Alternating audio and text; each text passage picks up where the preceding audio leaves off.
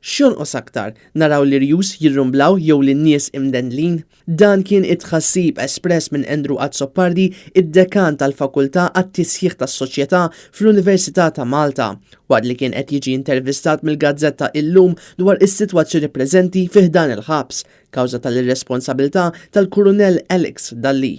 F'din l-intervista Andrew Azzopardi ikkonferma ħafna mill-informazzjoni li xandar Net News fl-aħħar ġimgħat fosthom is-sitwazzjoni preżenti tal-ħabsin li qed jgħixu f'infern u kif il-Gwardjani tkellmu ma' Azzopardi nnifsu dwar kemm huma imwerwrin mid-direttur tal-faċilità. Andrew Azzopardi kompla li Alex Dalli kemm il-darba ftaħar li qata id-droga fil-ħabs. Madankollu din il-kisba ma għandix tilliberaħ mill-akkużi serji li qed iqumu kontrih, inkluż il-mewt ta' 13 il-ħabsi tort ta' tmexxija tiegħu.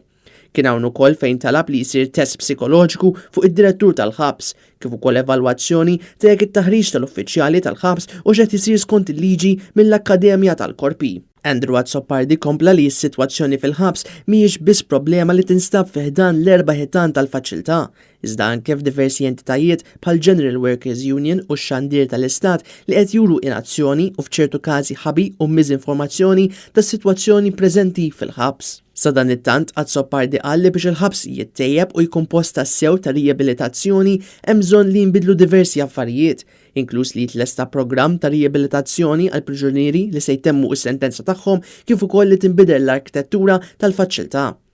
Azzopardi stqar madankollu li minbarra li jiġu implementati dawn il-proposti, l-ewwel ħaġa li għandha ssir li jitkeċċa Alex Dalli.